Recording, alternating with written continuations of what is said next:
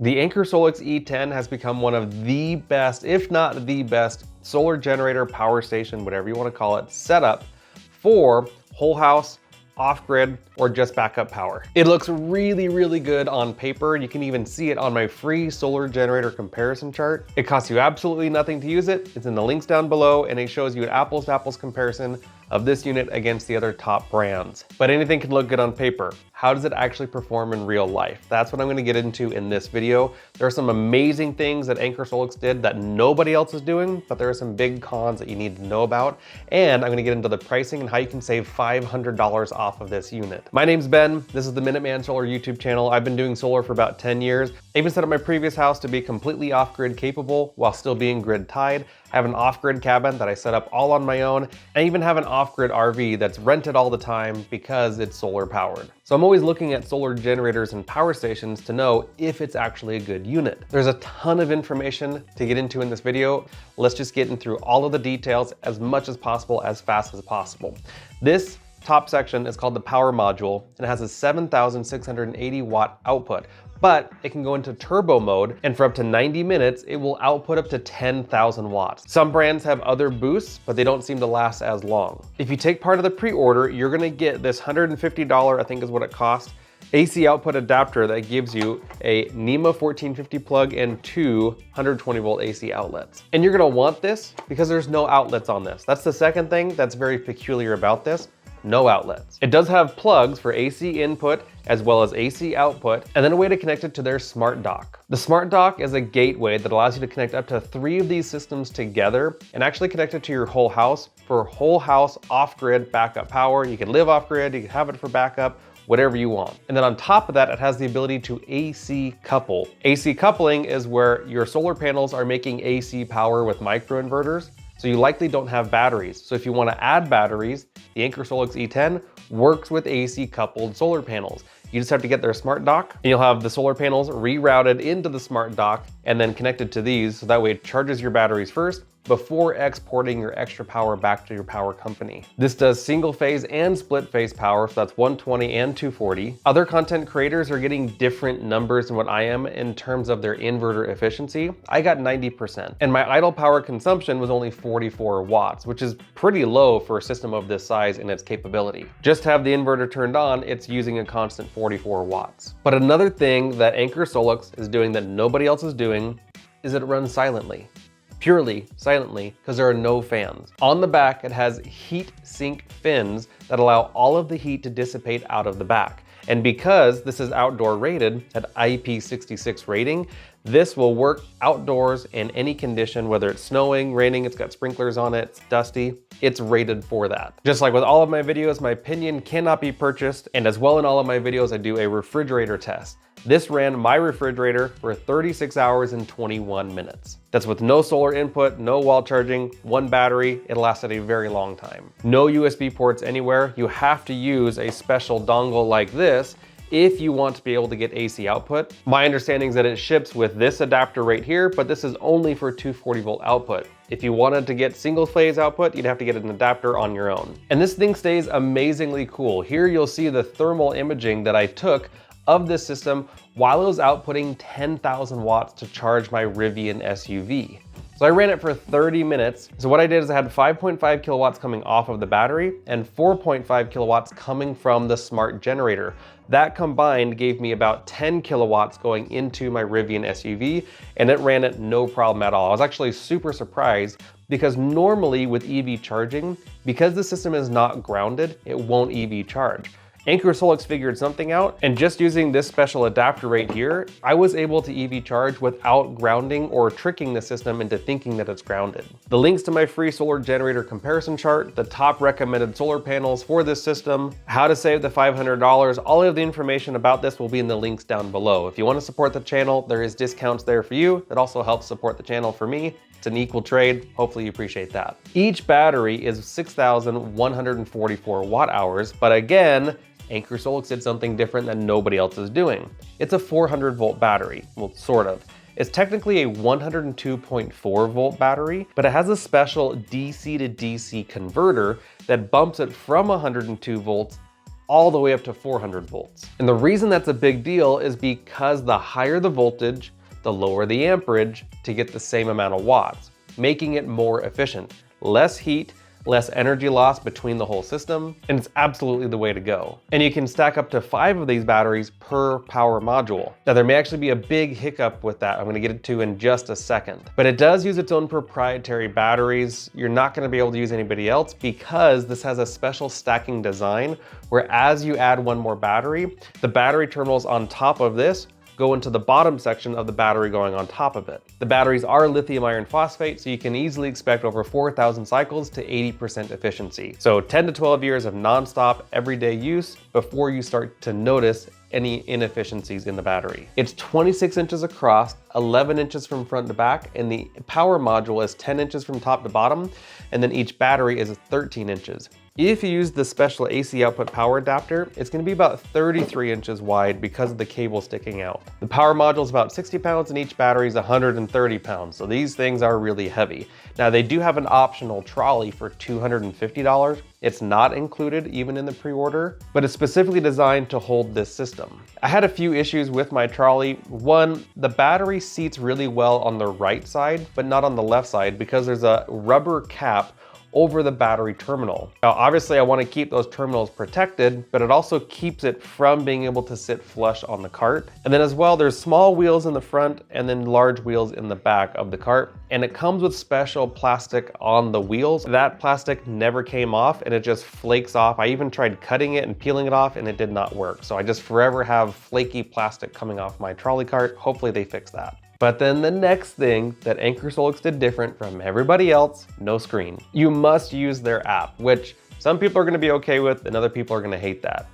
Part of my concern is the fact that not everybody is comfortable using their phone, even for basic usage. But in this day and age, everybody has a phone, so it makes sense why there's no screen on here. I would have preferred a little screen on here, but it's all in the app. The screen up front is very simple to follow. It shows you your solar input, your AC output, how much is coming in from the wall charging or the smart generator. It's all very simple, easy to read here. And they specifically said they're always working to simplify their setups and the app. So that's good that they're constantly working on it. But let's get into charging because there's a ton of ways to charge this up and they're all pretty incredible.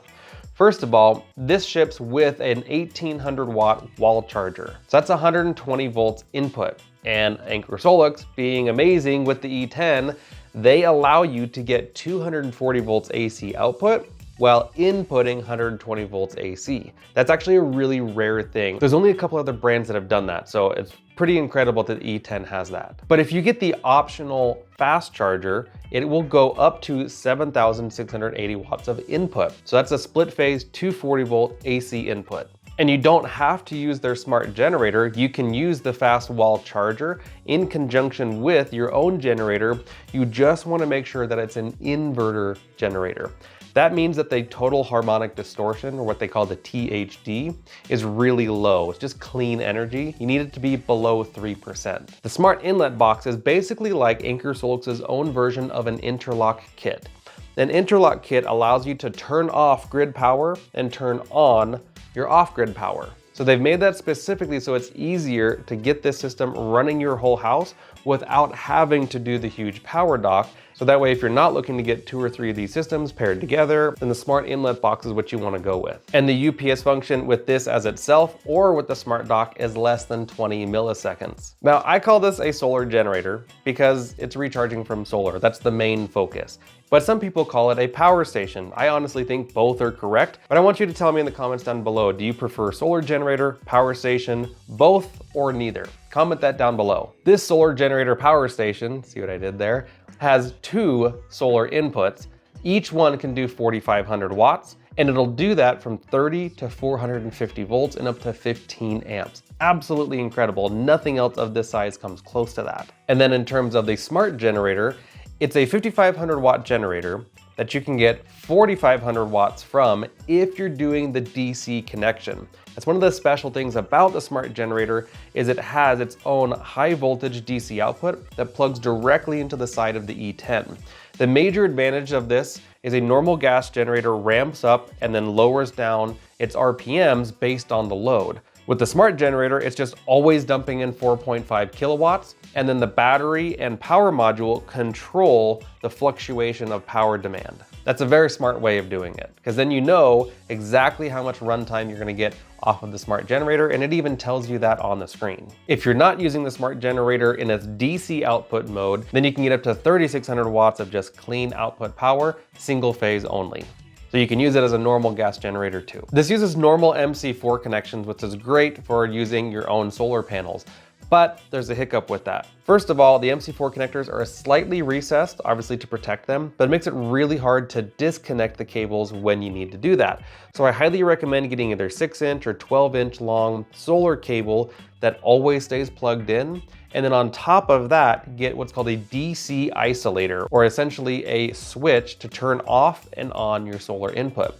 The DC isolator switch that's on here, that style of switch has been known to have problems in the past of breaking internally. I have no reason to suspect that that's going to happen with the E10, but better safe than sorry, just add your own DC switch. When you're in a pickle, this will charge from the smart generator while also charging from solar, while also charging from AC input.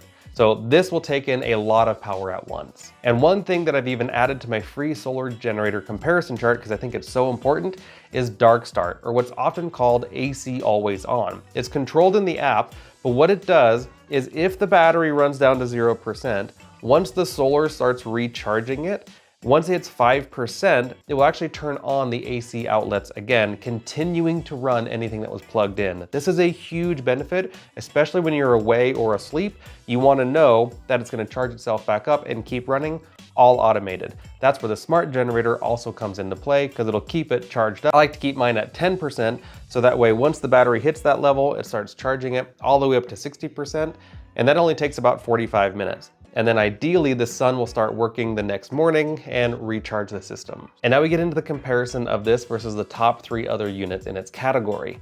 This is currently $3,799 if you do the pre-order, and the pre-order is only $10. So if you click the link down below, it'll take you to their website.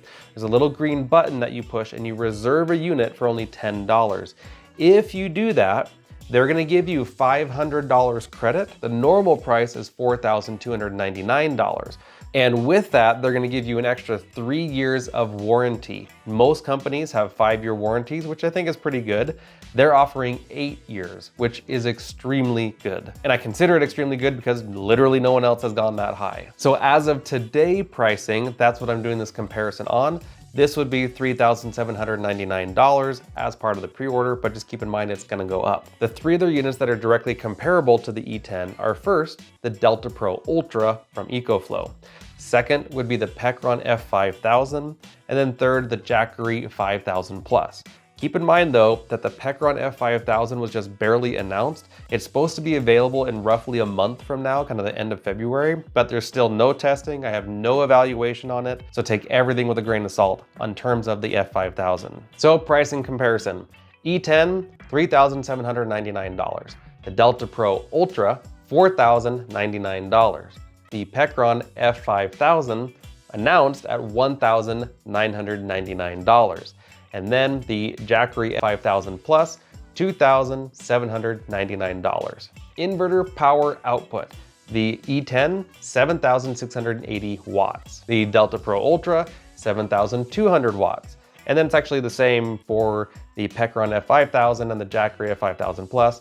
All of those others are at 7,200 watts of output. In terms of the main battery, this one is 6,144 watt hours, which is identical to the Delta Pro Ultra. And then the Pecron essentially has a server battery at 5,120 watt hours in it.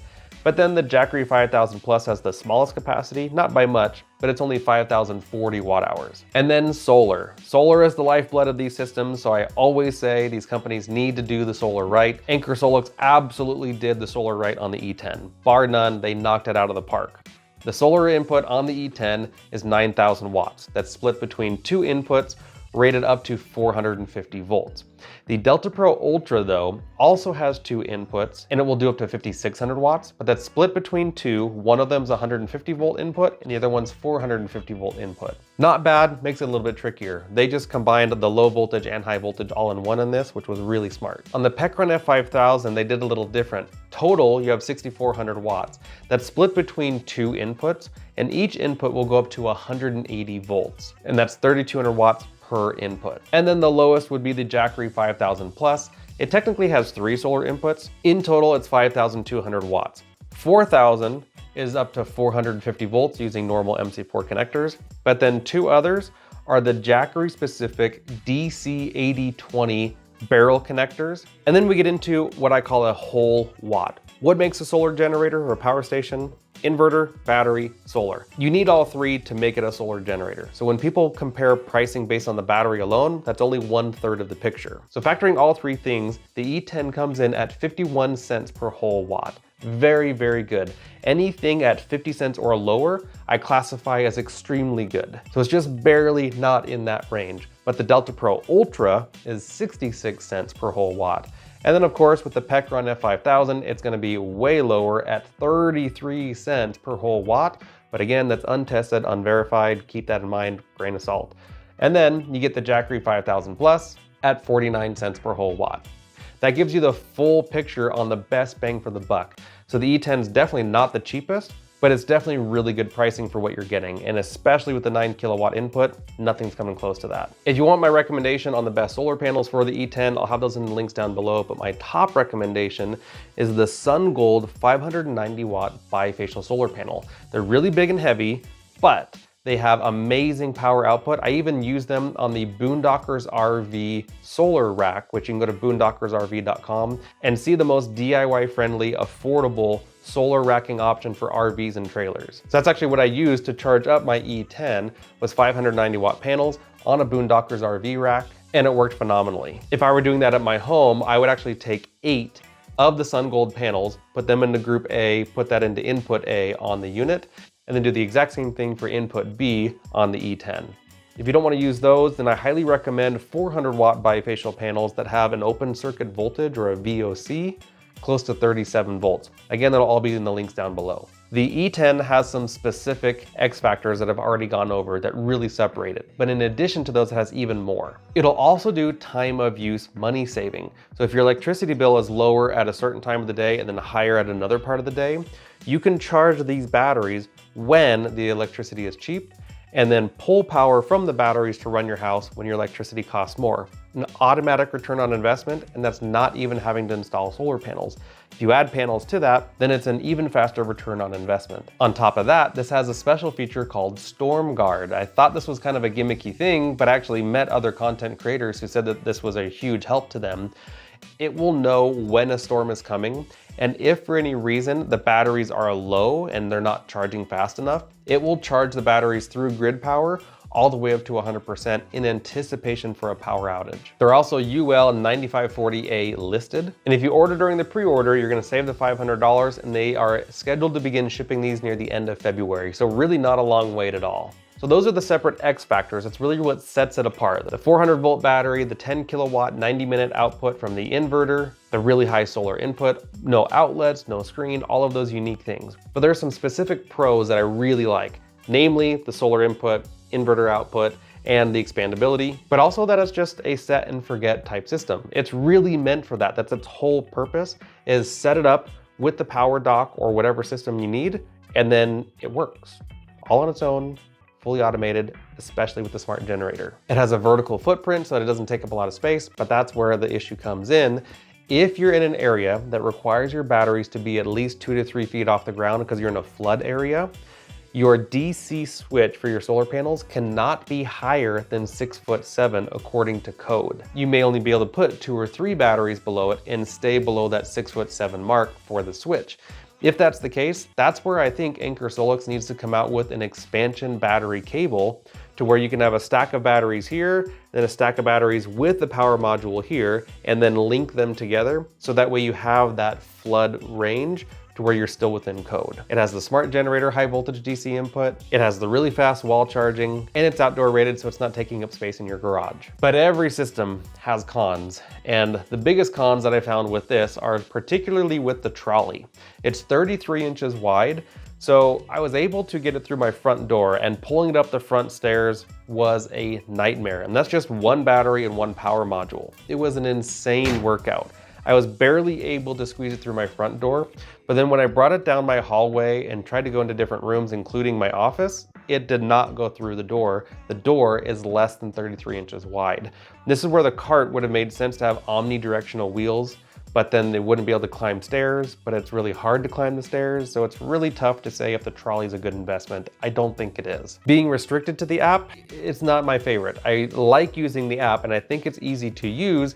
I just would have preferred a small screen to give me some sort of details of what's going on with the system. And only 220 volt outlets on here? Like, what gives? There should be at least 4 or 6 here. They should have had more. One of my biggest gripes is the solar input within the app. It's all combined, it's not separated. So I can't see what's on Solar 1 and Solar 2. I would like to see that separated. The other major concerns that I have are actually with the smart generator.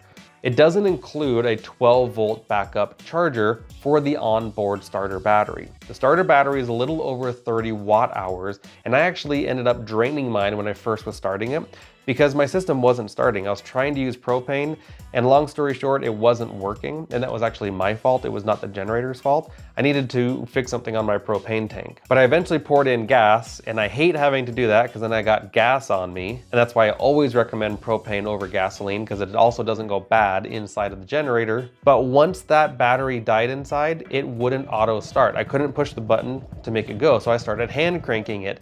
And man, did I have to hand crank it a ton, and nothing was working. It would sputter for a few seconds and then stop. So I actually have to give a huge shout out to my friend Johnny over at Johnny's Weekends. He also did a review on the E10 that was really good, so make sure to go check it out. But I was texting him all of my lamentations and my woes about all the issues that I was having with the smart generator because the battery was dead. And I actually texted him a picture of the inside of the generator, and he was able to identify where the choke was. And the issue that I was having is because the battery was dead, and that's what controls the choke moving, I needed to manually move the choke. So he was actually able to figure that out because he's a genius with gas generators, and I cranked it and it started right up. But nowhere in any of the literature that I got from Anker SOLIX shows how to do that. So they should make it like red or yellow and make it very apparent that this is the choke and how to manually set it in case your onboard battery dies. And for that reason, they need to include an extra 12 volt charger for the onboard battery. The onboard battery charges from the E10 when it's all connected, but if you're in a situation where you're just using the smart generator and you don't have the E10, well, then you're gonna need that 12 volt charger. If you've had questions while listening to this video, I want you to comment those down below. But my first question was, is there a way to make the smart generator work with the Anker SOLIX F3800 Plus? That's a portable unit that I do like and recommend, and it has a generator input, but it doesn't have a smart generator input where it'll automatically kick on the smart generator and recharge the F3800 Plus. So I wonder if there's some way to make those cross-compatible. I don't think there is, but if Anker SOLIX can answer that, that would be great. My second question is, when can we expect a larger smart generator? Seriously, I think we need a 9 kilowatt continuous output rated smart generator. The 4.5 kilowatts going into this was great. And just like when I was running this with the smart generator to charge my Rivian electric vehicle, I needed more power because the 4.5 kilowatts coming in is great, but that's only because I had battery left. Once the battery's gone, my charge rate is going to drop dramatically for my EV, and that would apply the same if I'm running an electric dryer or an electric water heater. Essential items that I need in my house, like an air conditioner, can be drawing more than 4.5 kilowatts. I think we need a bigger smart generator. So Anker SOLIX, are you gonna make one?